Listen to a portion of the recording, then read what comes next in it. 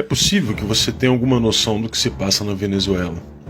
Você provavelmente acredita que por lá existe um poder autocrático, onde o ditador impõe suas determinações por meio de militares ou da justiça devidamente aparelhada.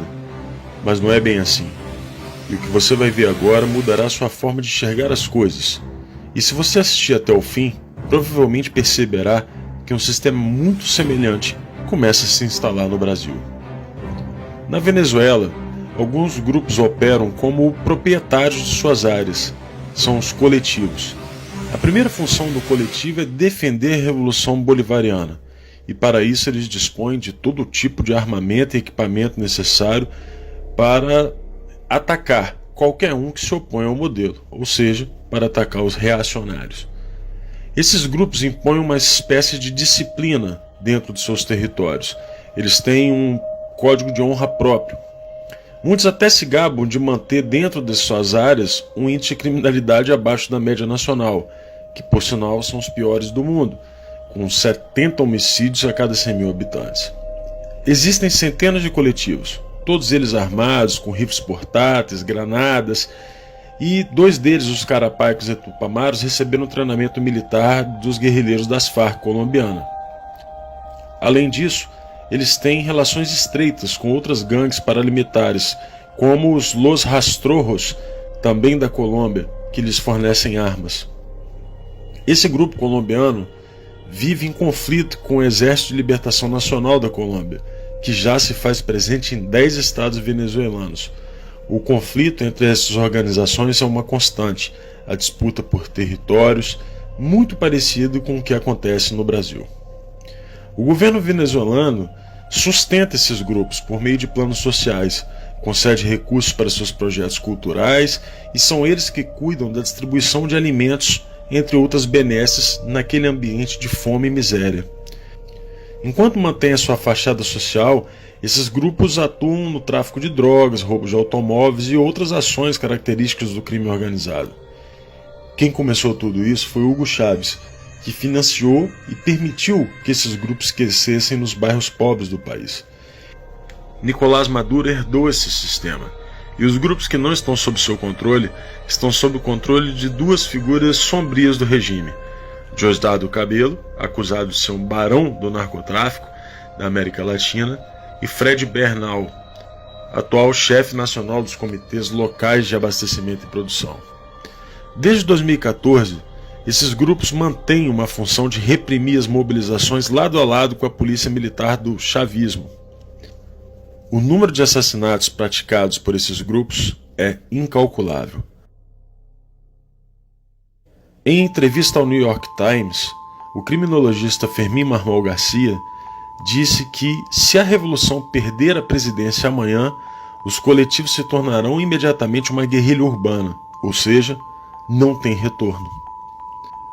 Os coletivos mais conhecidos são o Movimento Revolucionário de Libertação Carapaica, que usam vestimentas militares e escondem o rosto, e o seu líder é o comandante Murat. Suas armas incluem M4, rifles FAL, e são considerados um dos 2 grupos mais perigosos. O segundo grupo mais perigoso é o La Pedrita, que nasceu em 1985 por Carlos Ramírez Valentim. São responsáveis por inúmeros homicídios. Outro grupo conhecido é os Los Tupamaros, é uma organização de tendência marxista-leninista que herdou o nome do grupo guerrilheiro uruguaio sob o lema Comuna ou Nada. Esse grupo é apontado como o principal repressor dos protestos de oposição ao regime de Maduro. Existe a Coordenadoria Simón Bolívar, que atua em Caracas e se autoproclama um dos coletivos fundadores do regime. O coletivo Alexis Vive é conhecido por suas ações armadas e recentemente atacou as instalações do maior sindicato empresarial do país. O último grupo é o Grande Polo Patriótico, criado em 2011 e formado por 28 conselhos setoriais, que possui 10.810 mini-coletivos. Como você pode perceber, o sistema de dominação do povo venezuelano não pode ser revertido por um sistema eleitoral simples ou pela queda de Maduro. A melhor definição do que aconteceu por lá foi feita por Lech Walesa. Segundo Walesa, fazer o socialismo é fácil. É como fazer uma sopa de peixe de um aquário. Basta aquecer a água, não precisa nem temperar, as plantas já estão lá dentro. Fazer o contrário, criar uma sociedade livre a partir do comunismo, é como fazer o aquário utilizando uma sopa de peixe. Isso é complicado.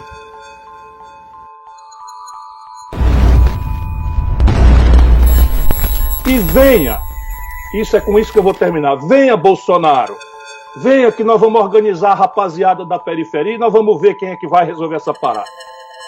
O juiz federal Odilon de Oliveira de Ponta Porã, na fronteira do Mato Grosso do Sul com o Paraguai, obteve evidências da atuação de guerrilheiros das Forças Armadas Revolucionárias da Colômbia, as FARC, no treinamento de bandidos ligados ao 1º Comando da Capital, PCC, e ao Comando Vermelho.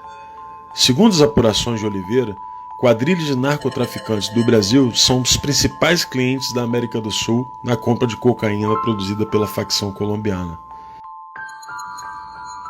Eles treinam brasileiros lá para agir aqui.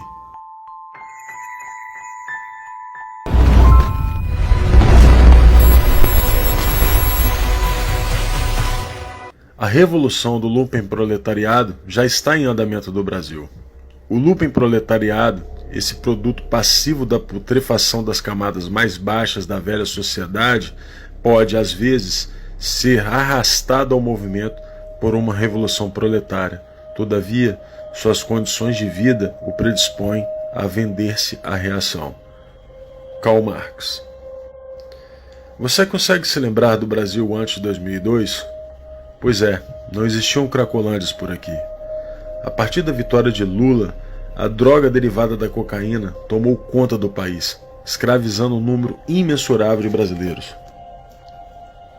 Tais indivíduos são capazes de lutar com maior coragem, mas são propensos a ações destrutivas. Conduzidos de maneira correta, podem converter-se numa força revolucionária.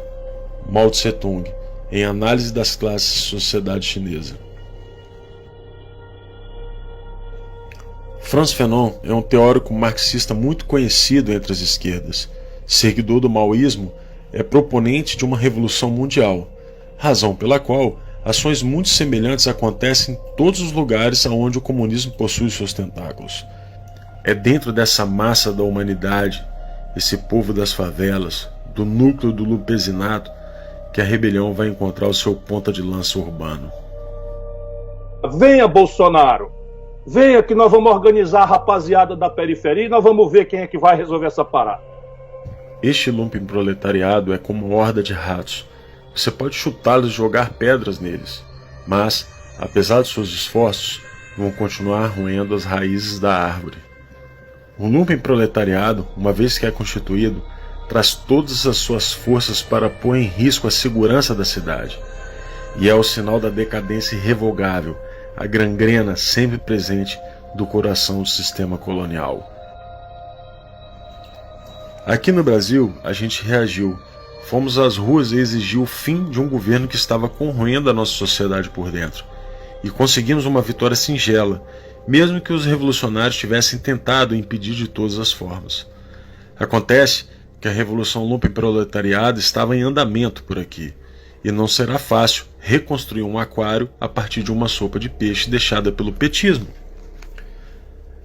Você então se pergunta como podem haver banqueiros, artistas, intelectuais e membros da elite que não conseguem perceber esse tipo de situação e ainda assinam manifestos junto com Ciro Gomes, que, como já vimos, tem exata noção do que está acontecendo.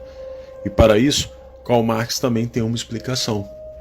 A aristocracia financeira, tanto no modo de obter seus ganhos quanto no modo de desfrutar deles, nada mais é que o renascimento do lumpenproletariado nas camadas mais altas da sociedade burguesa.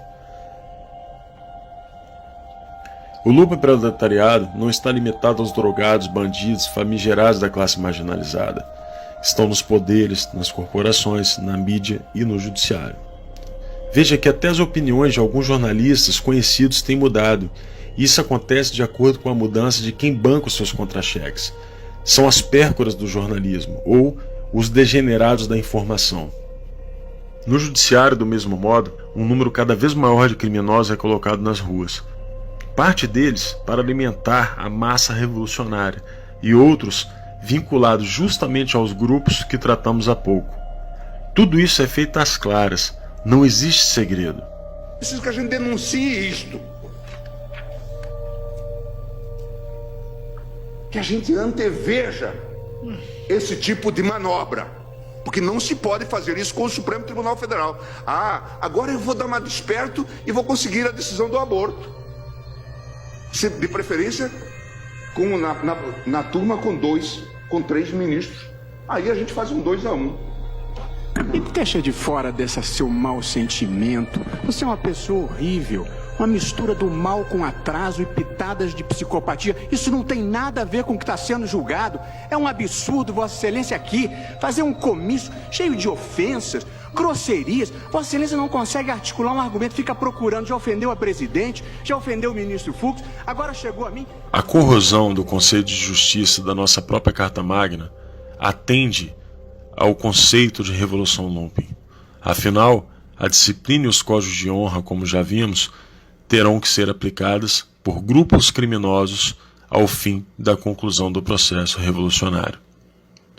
Agora que você já sabe qual é a situação que nos encontramos, eu faço um pedido.